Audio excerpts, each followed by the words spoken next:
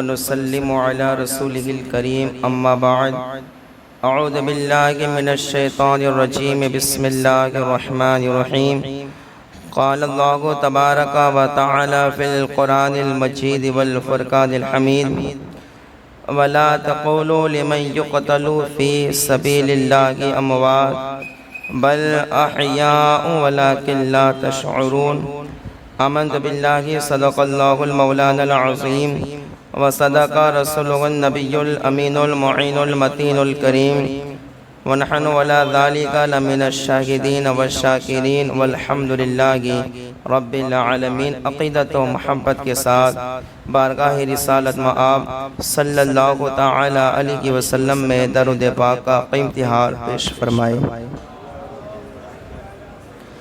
اللہ رب محمد صلی اللہ علیہ وسلم نحن عباد محمد صلی اللہ علیہ وسلم صلاۃ و سلام علیک یا رسول اللہ، صلاۃ و سلام علیک یا حبیب اللہ صلی اللہ تعالی علیہ وسلم۔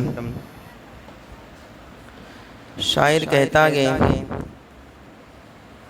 غرور ٹوٹ گیا کوئی مرتبہ نہ ملا، غرور ٹوٹ گیا کوئی مرتبہ نہ ملا، ستم کے بعد بھی کچھ حاصل جفا نہ ملا، ستم کے بعد بھی کچھ حاصل جفا نہ ملا، اور سر حسین ملا ہے یزید کو لیکن، سر حسین ملا ہے یزید کو لیکن، شکست یہ ہے کہ پھر بھی جھکا ہوا نہ ملا، شکست یہ ہے کہ پھر بھی جھکا ہوا نہ ملا۔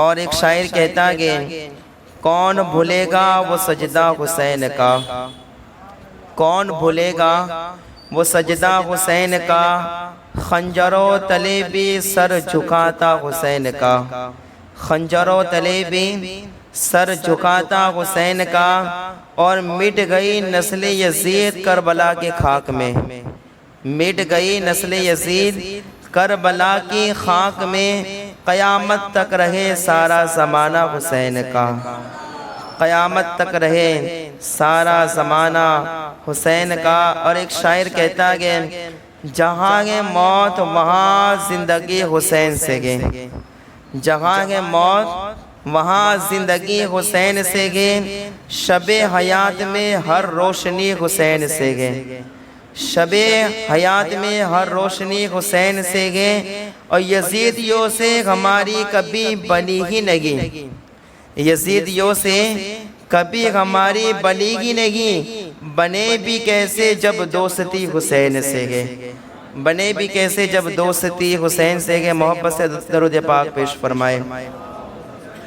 اللہ رب محمد صلی اللہ علیہ وسلم نحن عباد محمد صلی اللہ علیہ وسلم صلاۃ و سلام علیک یا رسول اللہ صلی اللہ تعالی علیہ وسلم۔ مجھے آج آپ کے سامنے حضرت مسلم بن عقیل رضی اللہ تعالی عنہ کی شہادت کا واقعہ ذکر کرنا گے، اور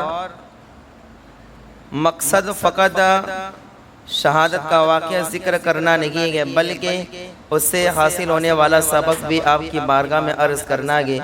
امید کرتا ہوں آپ حضرات سے کہ آپ حضرات بغور اس واقعہ کو سماعت فرمائیں گے، سنیں گے انشاءاللہ، انشاءاللہ سنیں۔ اور یہ سفر کربلا بھی عرض کرنا گے کہ آپ کو معلوم ہے، آپ نے سنا تھا کہ امام حسین رضی اللہ تعالیٰ عنہ نے مدینہ شریف سے مکہ کا سفر فرمایا۔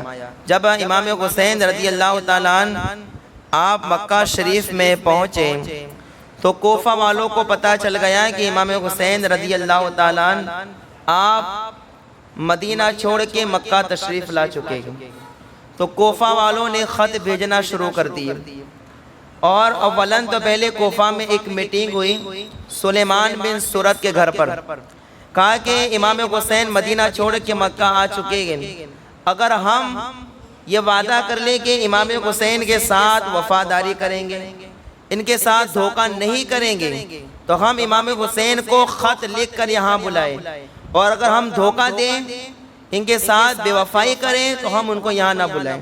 میٹنگ میں یہ بات طے ہوئی کہ ہم ان کے ساتھ وفاداری کریں گے۔ کیا کریں گے؟ زور سے بولے، کیا؟ کوفہ والے کہہ رہے ہیں وفاداری کریں گے۔ اب کوفہ والوں کے خط آنا شروع ہو گئے. مورخین لکھتے گئے کہ جب امام حسین مدینہ چھوڑ کے مکہ تشریف لائے تو اس وقت 4 دن کے اندر کوفہ والوں کے 53 خط پہنچ چکے تھے. کتنے خط آئے تھے؟ 53 خط امام حسین کی بارگاہ میں آئے کہ آپ کوفہ چلے آئے، ہم آپ سے وفاداری کریں گے، آپ سے محبت کریں گے، آپ کے دشمنوں کے ساتھ جنگ کریں گے اور آپ کا ساتھ دیں گے، ہم آپ کے ساتھ غداری نہیں کریں گے. آپ مکہ چھوڑ کے کوفہ تشریف لے آئے. جب یہ خطوط آنا شروع ہو گئے، بہت سارے خط آئے. بعد میں امام حسین رضی اللہ تعالیٰ عنہ نے خط کا جواب دیا اور خط میں آپ نے ارشاد فرمایا کہ ابھی میں نہیں آ رہا ہوں، میں اپنے بھائی اور چچا کے لڑکے حضرت مسلم کو بھیج رہا ہوں. حضرت مسلم کوفہ میں آئیں گے، کوفہ کے حالات مجھے بتائیں گے. اگر حالات سازگار ہوئے، اگر وہاں کا ماحول ٹھیک ہوا تو انتظار کرنا، میں بھی کوفہ تشریف لے آؤں گا، میں بھی کوفہ آ جاؤں گا. اب حضرت امام مسلم کو امام حسین نے فرمایا مسلم بن عقیل آپ کوفہ تشریف لے جائیں، وہاں کے حالات کو دیکھیں، وہاں کے کوفہ والوں کی وفائی کو دیکھیں کہ وہ بے وفائی کرتے گئے یا وعدہ وفا کرتے گئے. آپ کوفہ جائیں، وہاں کا حالات مجھے بتائیں. اگر کوفہ والے بے وفا نہیں ہوئے اور کوفہ والوں کے حالات ٹھیک رہے تو میں بھی کوفہ آ جاؤں گا. حضرت مسلم بن عقیل رضی اللہ تعالیٰ عنہ اپنے دونوں شہزادے محمد اور ابراہیم کو لے کر کوفہ تشریف لائے. جب حضرت امام مسلم کوفہ تشریف لائے تو مورخین لکھتے گئے کہ 1 ہفتے کے اندر کوفہ والوں میں سے 12,000 لوگوں نے امام حسین کے نام کی بیعت کر لی. کتنے لوگوں نے؟ بولو زور سے. 12,000. ایک ہفتے کے اندر 12,000 کوفیوں نے بیعت کر لی. امام مسلم کو حالات بڑے اچھے لگے کہ صرف ایک ہفتے میں 12,000 نے بیعت امام حسین سے کر لی، امام حسین کی کر لی گئے. تو ذرا یہ کوفہ والوں اپنے وعدے پر قائم گئے، اپنے وعدہ وفا کرنے والے گئے. اب یہ غداری نہیں کریں گے. جب 12,000 کم و بیش اتنے حضرات نے امام مسلم کے ہاں پر امام حسین کی بیعت کر لی تو امام مسلم نے خط لکھ دیا نواز رسول کو کہ یہاں کے حالات اچھے گے، آپ مکہ چھوڑ کے کوفہ تشریف لے آئے. ایک ہی ہفتے میں حالات دیکھیں کہا حالات بڑے اچھے ہیں. آپ جو ہے مکہ چھوڑ کے مدینہ آپ کوفہ تشریف لے آئے. بیان کیا جاتا ہے کہ اب کہتے ہیں نا کہ ہر دور میں اور جب بھی حق و باطل میں لڑائی ہوئی گے تو حق کا ساتھ دینے والے بھی ہوتے گے اور باطل کا ساتھ دینے والے بھی ہوتے گے. حق کا ساتھ دینے والے بھی ہوتے اور باطل کا ساتھ دینے والے بھی. 12,000 کم و بیش اتنے ہزار لوگوں نے امام مسلم کے ہاں پر امام حسین کی بیعت کر لی. لیکن کچھ لوگ ایسے پیدا ہوئے جنہوں نے یزید کے نام خط لکھا اور یزید سے کہا یزید اگر تو کوفہ بچانا چاہتا ہے، اگر تو یہ چاہتا ہے کہ کوفہ تیرے ہاتھوں کے نیچے رہے تو جلد کوئی آدمی بھیج. اس لیے کہ امام حسین نے اپنے آدمی مسلم کو بھیجا گئے اور ان کے ہاتھ پر کوفہ والوں میں سے 12,000 کم و بیش اتنے لوگوں نے بیعت کر لی گئی امام حسین کی. اگر تو نے کوئی آدمی نہ بھیجا تو کوفہ تیرے ہاتھ سے نکل جائے گا. ایسے ہوتے ہیں نا آدمی. تو سمجھ میں آیا کہ جب حق و باطل کی لڑائی ہو تو اس وقت حق ظاہر ہو جانے کے باوجود بھی حق کو چھوڑ کر غلط کا ساتھ دینا یہ یزیدیوں کا طریقہ ہے. کس کا طریقہ ہے؟ زور سے بولو کس کا طریقہ؟ یزید کا طریقہ. جب حق اور باطل میں فیصلہ ہونے لگے، جب سچ اور جھوٹ کا مسئلہ ہو اور سچ جانتے ہوئے بھی جھوٹوں کے ساتھ رہنا اور جھوٹوں کو ساتھ دینا، جھوٹوں کی مدد کرنا، یہ کس کے طریقوں میں سے گئے؟ بولو زور سے. یہی کام کیا کچھ لوگوں نے جو کوفہ میں تھی، یزید کو خط لکھا. اب یزید نے خط پڑھتے ہی یزید غصہ ہو گیا کہ کوفہ والوں کو چاہیے کہ میری بیعت کریں، لیکن لوگ تو امام مسلم کے ہاں پر امام حسین کی بیعت کر رہے گئے. اب یزید نے مشورہ دینے کے لیے کچھ لوگوں کو بلایا. یزید تو پہلے ہی سے بدبخت تھا، لیکن اس کی بدبختی میں اضافہ کرنے والے مشورہ دینے والے بھی شامل ہیں. مشورہ دینے کے لیے لوگوں کو بلایا تو مشورہ دینے والوں نے کہا دیکھیے کہ ایسے تو بڑے بڑے لوگ ہیں لیکن آپ جو گے وہ عبید اللہ ابن زیاد یعنی ابن زیاد کو جو بصرہ کا بھی گورنر گئے ابن زیاد کو آپ بلا لیں اور ابن زیاد کو کوفہ کا گورنر بنا دیں اور کوفہ کے جو بھی فی الحال گورنر گئے نعمان بن بشیر ان کو معزول کر دیں. عبید اللہ ابن زیاد کو آپ اس لیے گورنر بنا دیں اس لیے کہ ابن زیاد بڑا سخت آدمی ہے. ابن زیاد کسی کے شرم نہ بھرے گا. ابن زیاد بڑا طاقتور ہے وہ کسی کے نہ سنے گا وہ صرف آپ کے سنے گا. اگر کوفہ کو بچانا چاہتے ہیں تو ابن زیاد کو کوفہ کا گورنر بنا دیں. اب بصرہ کا گورنر تھا یہ ابن زیاد. یزید نے خط لکھا کہ تو ابھی کے ابھی بصرہ کو چھوڑ دے اور پہنچا کوفہ تجھے کوفہ کا گورنر بناتا ہوں میں اور کوفہ میں جو گورنر گئے نعمان بن بشیر میں ان کو معزول کر دیتا ہوں. بیان کیا جاتا ہے مورخین لکھتے گئے کہ ابن زیاد بصرہ کے اندر اپنے بھائی عثمان ابن زیاد کو وہاں کا گورنر بنایا اور وہاں سے نکل پڑا. اب وہاں سے نکلا اپنے ساتھیوں کو لے کر کوفہ کی طرف روانہ ہو گیا. کون روانہ ہوا؟ ابن زیاد. کیا نام ہے اس کا؟ ابن عبید اللہ نام ہے اس کا, عبید اللہ ابن زیاد. لیکن اب اس کا نام قریب قریب کوئی لیتا ہی نہیں. نام کیا اس کو پہچان کیا ہوگا؟ ابن زیاد. ابن زیاد. تو اب وہ کچھ ساتھیوں کو لے کر وہاں سے نکلا کوفہ کے لیے. اب جب وہ مقام قادسیہ میں پہنچا تو اس کا رنگ بدل گیا. وہی جو دشمنوں کا طریقہ ہے, وہی جو دشمن خدا و رسول کا طریقہ ہوتا ہے وہی اس نے اپنایا. اس لیے کہ ابن زیاد کو پتا تھا کہ کوفہ میں یزید کے نام کی لہر دوڑ گئی ہے. کوئی یزید کو پسند نہیں کرتا ہے. امام مسلم کے ساتھ ہے, امام حسین کے ساتھ سب لوگ ہیں. اگر میں ظاہری طور پر اگر میں کوفہ پہنچا تو لوگ مجھے کوفہ میں داخل ہی نہیں ہے انہیں دیں گے, باہر سے نکال دیں گے. اس لیے اس نے وہ طریقہ اپنایا جو دشمنوں کا طریقہ ہوتا ہے. ابن زیاد کو پتا تھا کہ امام حسین حجازی راستے سے آئیں گے, حجازی لباس پہن کر آئیں گے. تو اس نے بھی کیا کہ اپنے ساتھیوں سے کہا کہ تم دوسرے راستے سے کوفہ آؤ, میں دوسرے راستے سے کوفہ جاتا ہوں. تو یہ حجازی اس نے لباس پہن لیا دھوکہ دینے کے لیے. اس نے کیا کر لیا؟ حجازی لباس پہنا. حجازی راستے سے وہ نکل پڑا اپنے 10-20 ساتھیوں کے ساتھ کوفہ کی طرف. تو مغرب اور عشاء کے درمیان وہ کوفہ میں پہنچا. ایک بات یہاں پہ سمجھے کہ ابن زیاد سیدھا بھی جا سکتا تھا لیکن اس نے لباس کون سا پہنا؟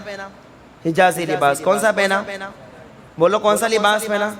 جس لباس میں امام حسین مکہ سے آنے والے تھے وہی لباس حجازی لباس پہن لیا. کیا سمجھا آپ کہ اسلام میں لبادہ اوڑھنے والا ہر کوئی اپنا نہیں ہوتا؟ سمجھ آ گئی بات آپ؟ اسلامی لبادہ اوڑھنے والا اور قال رسول قال اللہ کا بار بار نعرہ لگانے والا, اسلامی لبادے اوڑھنے والے ہر کوئی اپنے نہیں ہوتے. اسلامی لبادہ اوڑھ کر کچھ لوگ ہمارے ایمان کے دشمن بھی ہوا کرتے ہیں. سمجھ آ رہی ہے بات؟ ایمان کے دشمن بھی ہوتے ہیں, ہمارے عقیدوں کے دشمن بھی اسلامی لبادہ میں چھپے ہوئے ہوتے گئے جیسا یہ ابن زیاد نے کیا. اسی لیے تو اعلیٰ حضرت رضی اللہ تعالیٰ عنہ نے ہمیں مطلع کرتے ہوئے فرمایا کہ سونا جنگل رات اندھیری چھائی بدلی کالی گئے سونے والوں جاگتے رہیو چوروں کی رکھوالی گئے. اور امام اہل سنت اعلیٰ حضرت فرماتے ہیں یہ جو تجھ کو بلاتا ہے یہ ٹھگ ہے مار ہی رکھے گا. یہ جو تجھ کو بلاتا ہے یہ ٹھگ ہے مار ہی رکھے گا. ہائے مسافر دم میں نہ آنا مت کیسی مت والی گے. ہائے مسافر دم میں نہ آنا مت کیسی مت والی گے. اور فرماتے ہیں شہد دکھائے زہر پلائے قاتل ڈائن شوہر کس اس مردار پہ کیا للچایا دنیا دیکھی بالی گے.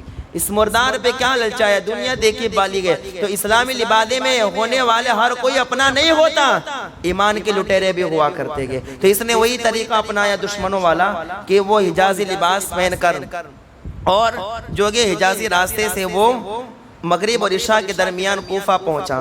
اب جب ساز و سامان کے ساتھ اور ساتھیوں کے ساتھ کوفہ والوں نے حجازی راستے سے آتے ہوئے دیکھا تو سب کو تو انتظار تھا کہ امام حسین آئیں گے. تو دیکھا کہ ساتھیوں کے ساتھ آ گئے, منہ پر پردہ ڈالا ہوا گئے. تو سارے لوگوں نے سوچا امام حسین آ گئے. امام حسین ساتھیوں کے ساتھ آ گئے تو کوفہ والے نعرہ لگاتے ہوئے، نعرہ مسرت لگاتے ہوئے اپنے گھروں سے باہر نکل پڑے اور کہنے لگے یا ابن رسول، اے رسول کے شہزادے مبارک ہو، آپ تشریف لے آئے۔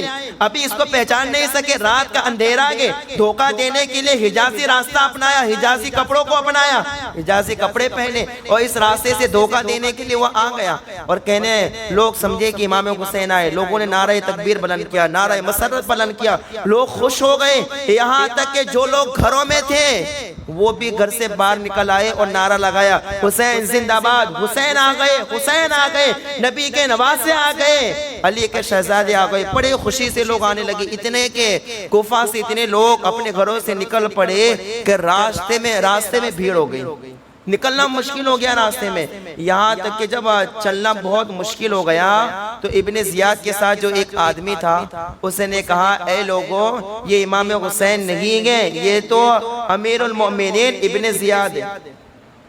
کیا ہے؟ ابن زیاد ہے۔ تو اب لوگوں کے چہرے اتر گئے، لوگ مایوس ہو گئے، کس خوشی میں ہم آئے تھے، کس مسرت میں ہم آئے تھے اور کون ہے یہ؟ تو سارے لوگ مایوس ہو کے چلے گئے۔ اب یہ ابن زیاد جو ہے اپنے 10-20 ساتھیوں کے ساتھ گورنر ہاؤس کے اندر داخل ہو گیا۔ رات گزارے، جب صبح ہوئی ابن زیاد نے اعلان کیا، ابن زیاد نے کہ سارے کوفہ والے جمع ہو جائیں۔ کوفہ والے جمع ہوئے، ابن زیاد نے اس وقت اعلان کیا دیکھیں یزید نے مجھے یہاں کا گورنر بنا دیا گیا اور نعمان بن بشیر کو معزول کر دیا گیا، انہیں ہٹا دیا گیا، اب میں یہاں کا امیر ہوں، میں یہاں کا گورنر ہوں اور مجھے یزید نے امیر بنا کے بھیجا گے اور میں یزید کے حکم کی تعمیل کروں گا، جو یزید کہے گا وہ میں کروں گا۔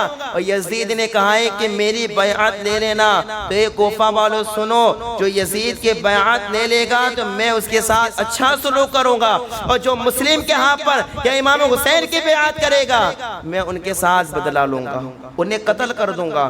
اب ابن زیاد نے جب اعلان کیا، اس کے بعد ابن زیاد نے کیا کیا کہ قبیلے کے بڑے بڑے لوگوں کو اس نے قید کر لیا، بڑے بڑے لوگوں کو اس نے قید کر لیا۔ اب جب ابن زیاد نے یہ اعلان کیا تو اس کے بعد کوفہ کے اندر خوف و ہراس کا ماحول چھا گیا۔ وہ کوفہ والے جو اہل بیت کی محبت کے نعرے لگاتے تھے، اب ان کے اندر ایسا خوف و ہراس طاری ہو گیا کہ اب کوئی اپنے گھر سے باہر نکلنا بھی پسند نہیں کرتا، گھر سے باہر نکلنا بھی پسند نہیں کرتا۔ لوگوں پر اتنا خوف طاری ہو گیا، لوگ اتنے ڈر گئے ابن زیاد سے اور یزید کے نام سے کہ اب کوئی ابن زیاد کے سامنے نہیں آتا۔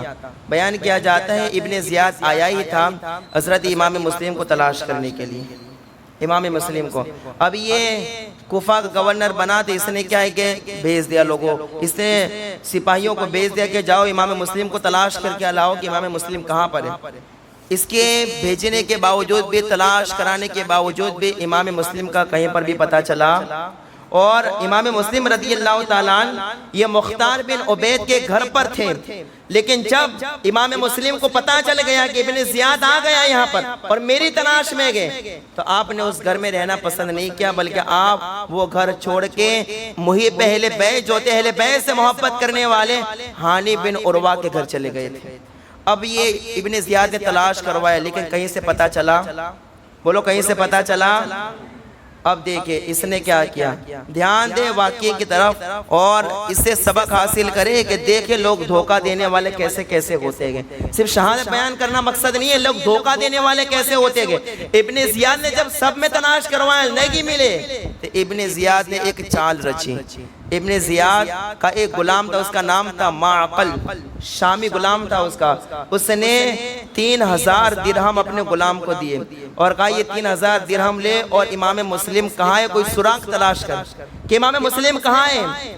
اب دیکھیں جب اس نے یہ چال رچی نا تو یہ غلام تلاش کرنے کے نکل گیا، تو یہ غلام جو ہے وہ کوفہ کی جامع مسجد میں آیا۔ یہ غلام کہاں پر آیا، بولو زور سے، کہاں آیا؟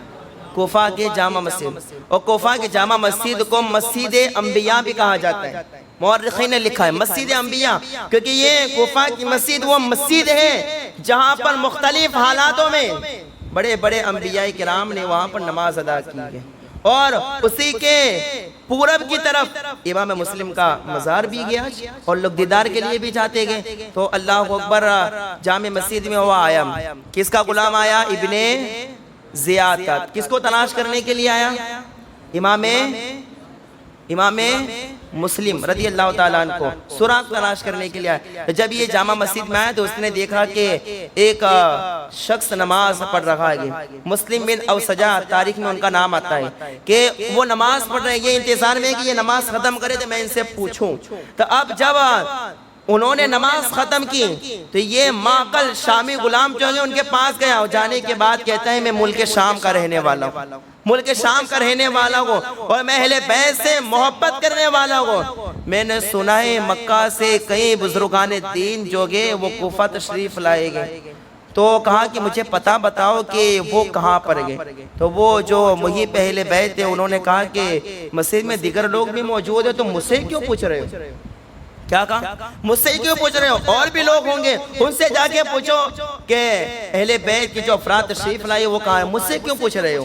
تو اللہ اکبر. یہ جو ہے دیکھو یہ چوروں کا طریقہ ہوتا ہے, یہ جو ہے نا یہ دشمنان خدا و رسول کا طریقہ ہوتا ہے. اس طرح سے جھوٹ بول کر جو ہے وہ اللہ والوں کو تکلیف دینے والا کام, یہ جھوٹوں کا ایسا طریقہ ہوتا ہے. اس نے جھوٹ بولا, اس نے یہ کہتا ہے کہ میرے پاس 3000 درہم ہے اور میں آپ کو اس لیے پوچھ رہا ہوں کہ آپ کا چہرہ بتا رہا ہے کہ آپ اہل بیت سے محبت کرنے والے گئے, دوسرے لوگوں پر مجھے اعتماد نہیں کی گئے, آپ پر بھروسہ ہے گئے. اس نے میں آپ سے پوچھ رہا ہوں کہ مجھے بتائے کہ اہل بیت سے جو تشریف لائے گئے وہ افراد کہاں پر گئے. یہ 3000 درہم میرے پاس ہے, میں ان کی بارگاہ میں تحفہ پیش کرنا چاہتا ہوں, ہدیہ پیش کرنا چاہتا ہوں, وہ میرا ہدیہ قبول کر لے اور میں ان کے ہاتھ پر بیعت ہونا چاہتا ہوں. بولو اس نے سچ بولا کہ جھوٹ بولا؟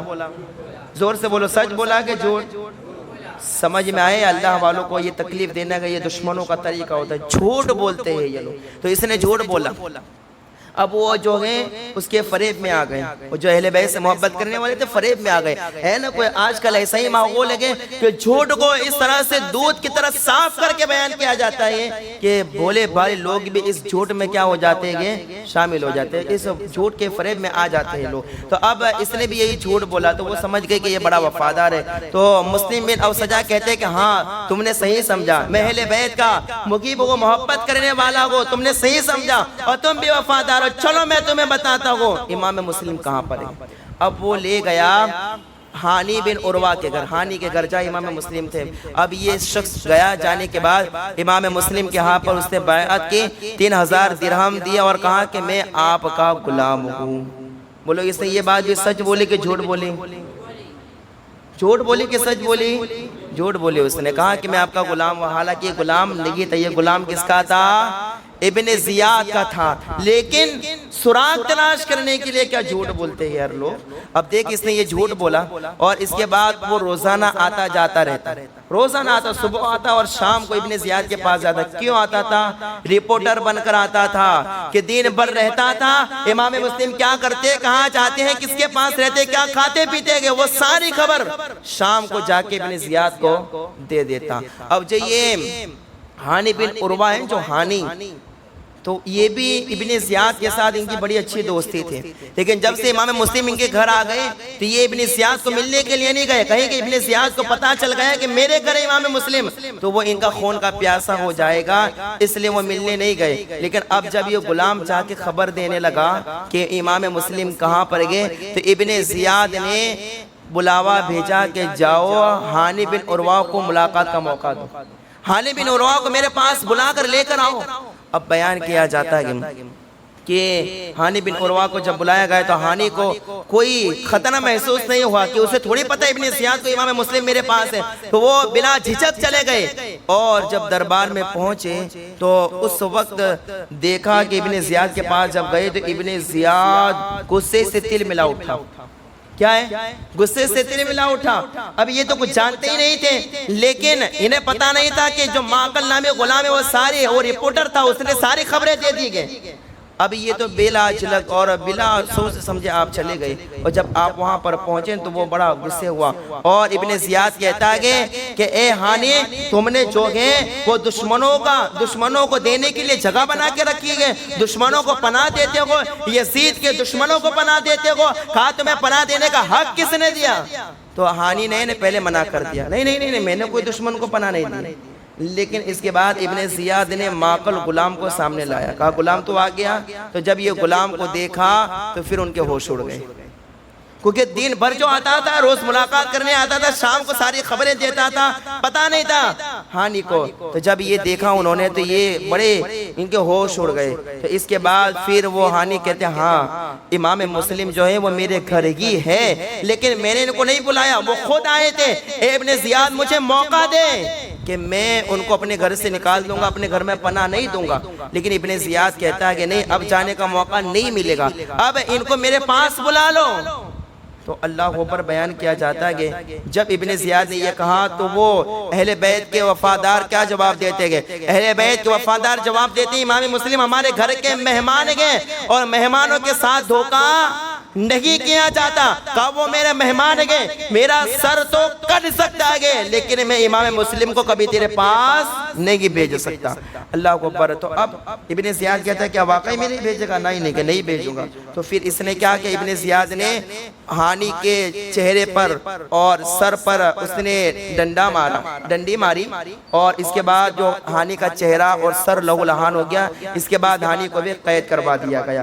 اب دیکھیں جب ہانی کو قید کروا دیا گیا تو یہ خبر مشہور ہو گئی کہ ہانی کو شہید کر دیا گیا، ہانی کو قتل کر دیا گیا، یہ خبر پھیلنے لگی۔ تو جو ہانی کے جو قبیلے والے تھے، تو ان میں سے ایک شخص جو تھا عمر بن الحجاج، یہ نامی شخص اپنے پورے ساتھیوں کو لے کر آیا، جس قبیلے کے یہ آدمی تھے ہانی، وہ قبیلے والے سارے آئے، تلواریں لے کر آئے اور پورے گورنر ہاؤس کو گھیر لیا، اور عمر نے آواز کو بلند کر کے کہا اے ابن زیاد، تو نے ہانی کو قتل کروا دیا گے، ہانی کو شہید کروا دیا گے، اب تیرے سامنے بھی تلواریں چمکے گی، تجھے بھی قتل کر دیا جائے گا، تجھے بھی مار دیا جائے گا۔ جب ابن زیاد نے یہ آواز سنی تو وہ بھی گھبرا گیا کہ اب یہ ماحول یہاں بگڑنے والا ہے۔ تو ابن زیاد نے کیا چال پھر رچی؟ ابن زیاد پھر کہتا ہے اے قاضی شورے، جا کے دیکھو ہانی زندہ ہے یا مر گیا، اگر زندہ ہو تو جا کر باہر لوگوں کو بتا دو کہ یہ افواہ غلط پھیلی گئی کہ ہانی کو مار دیا گیا ہے۔ ہانی کیا ہے؟ زندہ ہے، مرے نہیں ہے، مرے نہیں گئے۔ اب جو گئے وہ قاضی شورے دیکھنے کے لیے گئے کہ وہ زندہ ہے کہ مر گئے، دیکھا کہ زندہ گئے۔ اب ہانی نے یوں کہا کہ اے قاضی شورے، باہر جا کے صرف میرے ساتھیوں سے اتنا کہہ دو کہ اگر تم میں سے 10-20 لوگ بھی اگر گورنر ہاؤس کے اندر آ گئے نا تو یہ عبید اللہ ابن زیاد مجھے چھوڑ دے گا، اگر 10-20 آدمی بھی آ گئے۔ تو یہ قاضی شورے بات کہنے کے لیے جاری رہے تھے کہ ایک ابن زیاد کا جاسوس بھی ساتھ ہو گیا کہ یہ قاضی شورے باہر جا کے کیا کہتے ہیں، جاسوس بھی ساتھ ہو گیا۔ تو قاضی شورے باہر گئے اور کوئی بات نہیں کہ صرف اتنا کہا کہ اے لوگوں خبر غلط ہے، ہانی زندہ کے، ہانی کو قتل نہیں کیا گیا، کچھ معاملات کی بنا پر انہیں نظر بند کیا گیا ہے، پھر چھوڑ دیا جائے گا، یہ افواہ غلط ہے۔ تو جب لوگوں نے یہ سنا تو قاضی شورے سے تو یہ بھی ان کی شہادت پر سارے لوگ وہاں سے چلے گئے۔ اب اس کے بعد دیکھیں جب حضرت امام مسلم کو پتا چلا، امام مسلم کو، تو امام مسلم نے باہر آ کے اعلان کیا اے کوفیو باہر آؤ، اب ہم امام حضرت ہانی کا بدلہ لیں گے۔ جب امام مسلم نے یہ اعلان کیا نا تو بیان کیا جاتا ہے کہ کوفہ والے سب باہر نکلنے لگے اور 40,000 لوگ امام مسلم کے ساتھ ہو گئے۔ کتنے ہزار؟ زور سے بولو، کتنے ہزار؟ 40,000 لوگ امام مسلم کے ساتھ ہو گئے۔ اب امام مسلم وہ سارے ساتھیوں کو لے کر گورنر ہاؤس کو پورا گھیر لیا۔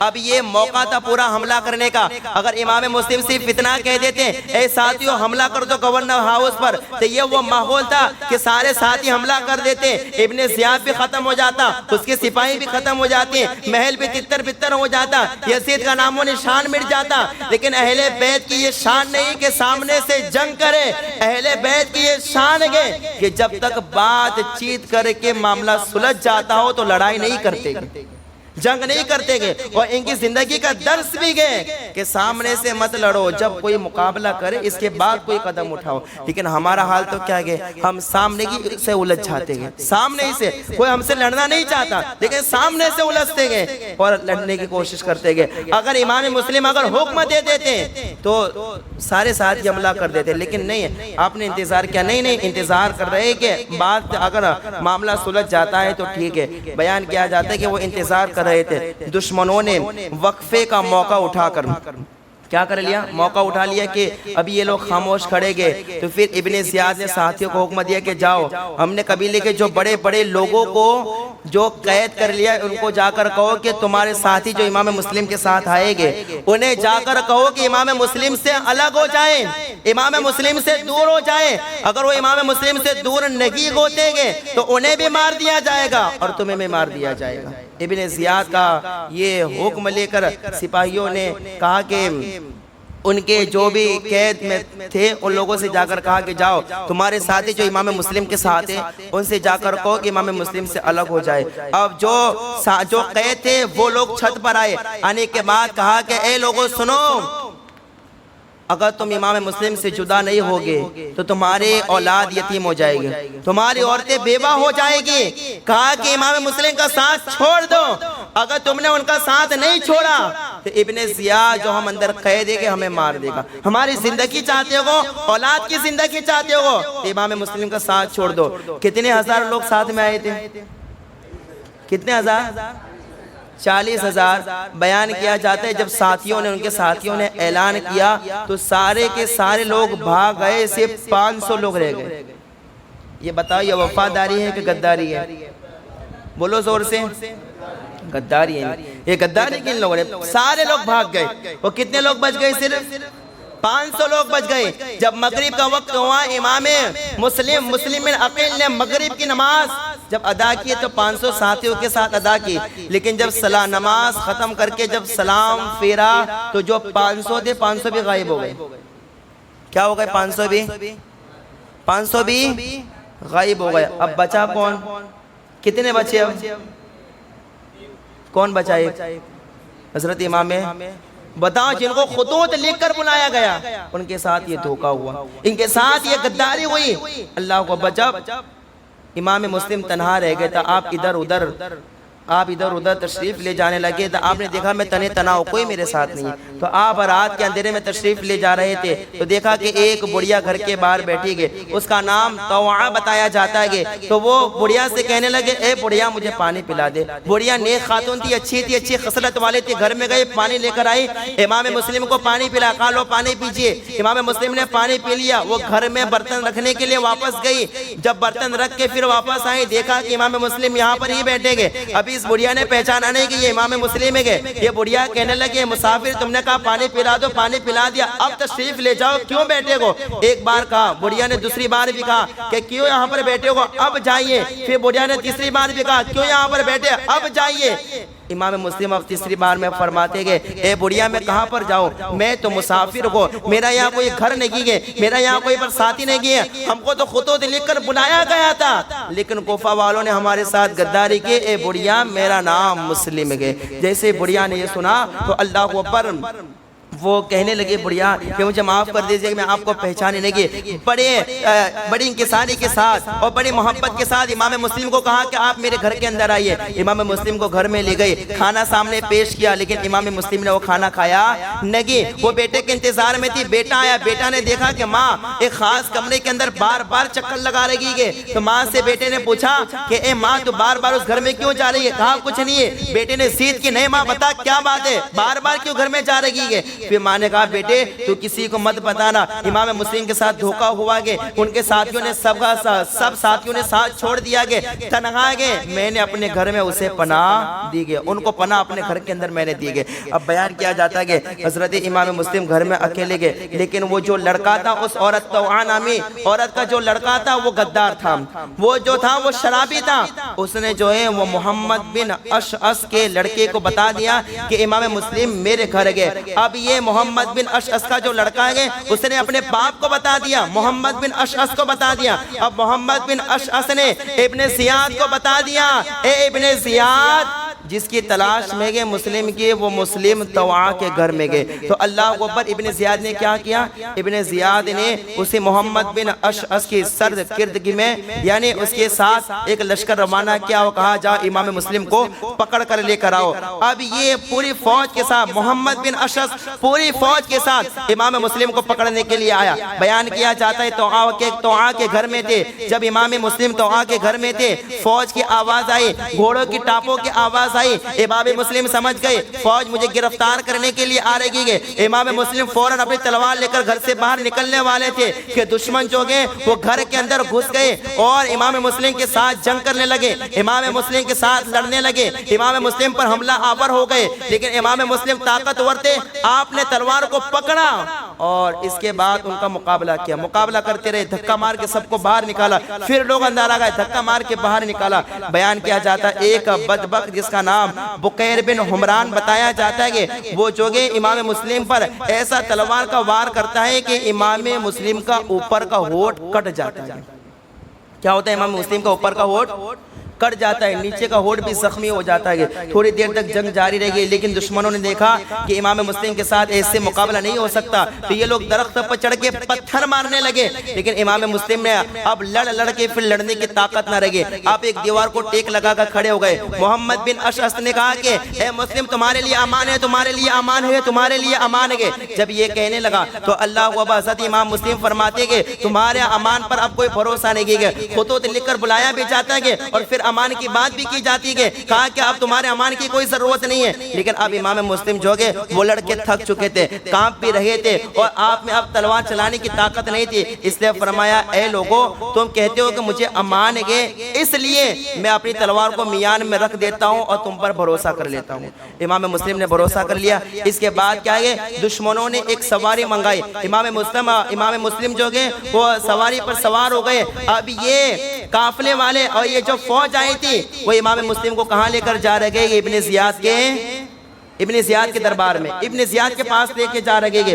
امام مسلم سواری پر سوار گئے۔ بیان کیا جا رہا ہے کہ جب سواری آدھے پہنچی تو ان دشمنوں نے امام مسلم کی تلوار کو کھینچ لیا۔ امام مسلم نے فرمایا یہ میرے ساتھ پہلی غداری ہے جو تم لوگوں نے کی ہے، لیکن وہ محمد بن اشعث کہتا ہے نہیں تمہارے ساتھ کوئی غداری نہیں کی جائے گی، چلیے میرے ساتھ۔ یہاں تک کہ چلتے چلتے گورنر ہاؤس کے فاٹک پر پہنچ گئے۔ تو اس کے بعد محمد بن اشعث نے امام مسلم سے کہا کہ آپ فاٹک پر بیٹھیے، میں اندر جا کے ابن زیاد سے اجازت لے کر آتا ہوں۔ بالکل قریب ہونے کے ختم ہونے کے قریب یہ واقع ہے۔ توجہ کے ساتھ سنیں کہ امام مسلم کو کس اللہ کو ابد ظلم و ستم کے ساتھ امام مسلم کو شہید کیا گیا۔ جب فاٹک پر پہنچے ابن زیاد اجازت لے کر ابن زیاد کے دربار میں جاتا ہے، یہ محمد بن اشعث اجازت لے کر ابن زیاد کے دربار میں جاتا ہے، کہا کہ ہم امام مسلم کو پکڑ کر لے کر آئے گے، لیکن میں نے ان کو امان دی گئے، اس نے انہیں کچھ کرنا مت، انہیں کوئی ستانا مت، تکلیف مت دینا، امان دے کر لائے گے۔ ابن زیاد کہتا ہے کہ میں نے گرفتاری کے لیے بھیجا تھا، تم امان دینے والے ہوتے کون ہو؟ تمہارے امان دینے سے کچھ نہیں ہوگا۔ تو اب وہ کچھ بول نہیں سکا۔ اس کے بعد اللہ اکبر امام مسلم گورنر ہاؤس کے دروازے تک آ گئے۔ جب گورنر ہاؤس کے دروازے تک آئے تو گورنر ہاؤس کے دروازے پر ایک پانی کا گھڑا رکھا ہوا تھا۔ امام مسلم کو سخت پیاس لگی تھی۔ امام مسلم نے کہا کہ مجھے تھوڑا پانی پلا دیا جائے، لیکن ایک یزیدی کہتا ہے ایک گھونٹ بھی پانی نہیں دیا جائے گا۔ امام مسلم فرماتے تھوڑا پانی دے دیا جائے۔ کسی نے کسی سے کہا کہ ٹھیک ہے چلو ان کو پانی پلا دیا جائے۔ امام مسلم کے بارگاہ میں پانی پیش کیا گیا۔ امام مسلم جب وہ پانی پینے لگے، بیان کیا جاتا ہے کہ اللہ اکبر امام مسلم وہ پانی پی نہیں سکے، بلکہ آپ کے منہ سے خون نکلا اور پانی میں گر گیا، بلکہ آپ کے آگے کے دو دانت بھی شہید ہو کے پانی میں گر گئے۔ امام مسلم سمجھ گئے کہ اب یہ میری قسمت میں اب یہ پانی نہیں ہے، میری قسمت میں اب حوض کوثر کا پانی ہے، اب یہ پانی نہیں ہے، یہ پانی نہیں پی سکتا، اب مجھے حوض کوثر کا پانی پینا ہے۔ بیان کیا جاتا ہے ایک غلام آیا اور پھر انہیں پکڑ کر انہیں لے گیا ابن زیاد کے پاس۔ ابن زیاد اور امام مسلم کے اب دیکھو گفتگو ہو رہی ہے۔ ابن زیاد اللہ اکبر کہتا ہے کہ اے مسلم ایسے تو بڑا طویل واقعہ ہے کہ اللہ اکبر پھر ابن زیاد اور امام مسلم کا جب آمنا سامنا ہوا، ابن زیاد سے حضرت امام مسلم کہتے ہیں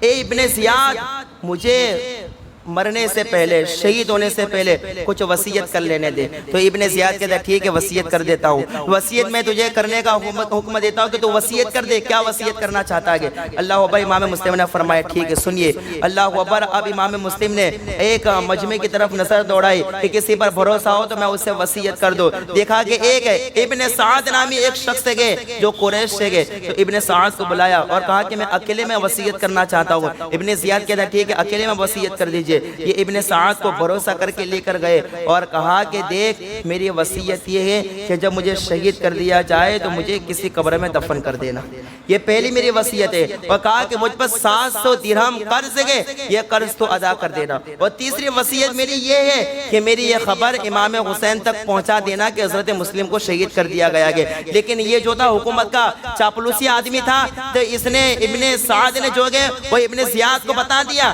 کہ یہ امام مسلم نے یہ 3 وصیتیں مجھے کی گئے۔ تو یہ ابن زیاد کہتا ہے کہ یہ 3 وصیتوں کو پورا نہیں کیا جائے گا۔ رہی بات آپ کی یہ کہ قتل کے بعد آپ کو جو ہے وہ آپ کو قبر میں دفنایا جائے، ایک روایت کے مطابق یہ ہے ابن زیاد یہ کہا ٹھیک ہے تمہیں دفنا دیا جائے گا، یا تمہارے لاش کا اختیار ہے، وہ جو کرنا چاہے وہ کر سکتے گے۔ اور یہ ہے کہ درہم کا قرضہ جو تم پر گے وہ کوئی ادا کرنا چاہے تو کر سکتا ہے، اس میں بھی اختیار گے۔ اور رہی بات امام حسین کی کہ انہیں خبر پہنچا دی جائے، تو اگر امام حسین یہاں پر آتے گے تو ہم انہیں بھی شہید کر دیں گے، اگر نہیں آتے ہیں تو ان کے ساتھ ہمارا کوئی معاملہ نہیں گے۔ اللہ اکبر۔ اس کے بعد ابن زیاد اور امام مسلم کا آپس میں گفتگو ہوتی ہے۔ امام مسلم سے ابن زیاد کہتا ہے کہ اے مسلم تم یہاں پر کیوں آئے تھے؟ اس لیے آئے تھے کہ لوگوں میں لڑائی کرواؤ، یہاں لوگ سکون کے ساتھ رہ رہے تھے، یہاں لوگوں میں جھگڑا کرانے کے لیے، لڑائی کرانے کے لیے، فتنہ فساد کرانے کے لیے یہاں پر آئے تھے؟ امام مسلم فرماتے نہیں اے ابن زیاد سن، لڑائی کرانے کے لیے نہیں آیا تھا، بلکہ جو لوگ لڑنے والے تھے ان کو میں تو ملانے کے لیے آیا تھا۔ میں لوگوں میں فتنہ فساد کرنے نہیں آیا تھا، بلکہ جو فتنہ فساد ہو رہا ہے ان فتنہ فساد والوں کو میں تو ملانے کے لیے آیا تھا۔ اللہ اکبر۔ لیکن ابن زیاد کہتا ہے نہیں تم لڑانے کے لیے آئے تھے۔ تو اس وقت امام مسلم نے جواب دیا کہ تیرا باپ جو ہے یہاں لوگوں کو شرابی بنا کے گیا، تیرے باپ نے یہاں پر لوگوں پر ظلم و ستم کیا، میں تو یہاں لوگوں کی اصلاح کرنے آیا تھا، تو اور تیرا باپ ظالم و جابر گئے، کہا میں ظالم و جابر نہیں ہو۔ اللہ اوپر۔ یہاں تک کہ بڑی دیر تک ان میں گفتگو ہوتی رہی اور وہ امام مسلم کو گالیاں دیتا رہا، حضرت علی کو گالیاں دیتا رہا، امام حسین کو گالیاں دیتا رہا، لیکن امام مسلم خاموش رہ گئے۔ اس کے بعد اس نے جو ہے ایک سپاہی کو حکم دیا کہ امام مسلم کو چھت پر لے جایا جائے اور امام مسلم کو شہید کر کے ان کے دھڑ کو چھت سے نیچے پھینک دیا جائے، چھت سے نیچے پھینک دیا جائے۔ بیان کیا جاتا ہے کہ وہ شخص جس کا نام تھا بکیر بن حمران، جس نے طوا کے گھر میں امام مسلم کے ہونٹ کو شہید کیا تھا، وہی شخص امام مسلم کو پکڑ کر گورنر ہاؤس کی چھت پر لے گیا اور امام مسلم پر ظلم و ستم کیے، آپ کو شہید کیا، اور شہید کرنے کے بعد اللہ اکبر آپ کو گورنر ہاؤس کی چھت سے زمین پر گرا دیا گیا، زمین پر گرا دیا گیا۔ ذرا سوچے اس مظلومیت اور اللہ اکبر اس قدر ظلم و ستم کر کے امام مسلم رضی اللہ تعالیٰ عنہ کو شہید کیا گیا۔ تو بتاؤ یہ کوفہ والوں نے وفاداری کی کہ غداری کی؟ زور سے بولو، کیا کی؟ وفاداری کے غداری؟ یہ غداری کی امام مسلم کے ساتھ۔ اب ذرا دیکھیں کہ امام مسلم تو خط لکھ چکے ہیں نا امام حسین کو کہ آ جائے، اب وہ خط امام حسین تک پہنچتا ہے، لیکن یہاں کیا معاملہ ہوا کہ امام حسین کو اس کا علم نہیں گئے، اور اللہ اکبر یہاں امام مسلم کو کیا کر دیا گیا کوفہ میں؟ یہ اہل بیت کے پہلے وفادار گئے جو نبی کے دین کو بچانے کی خاطر، جو شریعت کو بچانے کی خاطر نبی کے نام پر اپنی جان کو قربان کر دیتے گئے۔ یہ اہل بیت کے پہلے وفادار ساتھی کی شہادت، جن کا نام تھا مسلم بن عقیل، جو حضرت علی کے بھائی عقیل تھے، ان کے شہزادے گئے، امام حسین کے بھائی گئے۔ میں ان کی شہادت کا واقعہ اختصار کے ساتھ آپ کی بارگاہ میں عرض کیا۔ اب دیکھیں اس کے بعد امام مسلم تنہا نہیں آئے تھے، بلکہ کس کو لے کر آئے تھے؟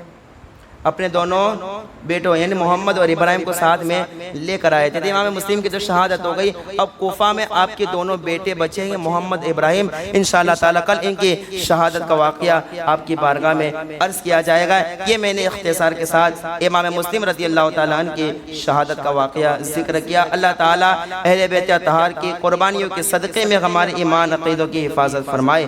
اللہ تبارک و تعالیٰ اہل بیت اطہار کے صدقے میں اللہ تعالیٰ ہم سب کو ایمان والی زندگی اور ایمان والی موت عطا فرمائے۔ بولنے سننے میں کوئی غلطی اللہ تعالیٰ اپنے فضل و کرم سے معاف فرمائے۔ استغفر اللہ ربی من کل ذنب و اتوب الیہ۔ اقرأوا الفاتحہ۔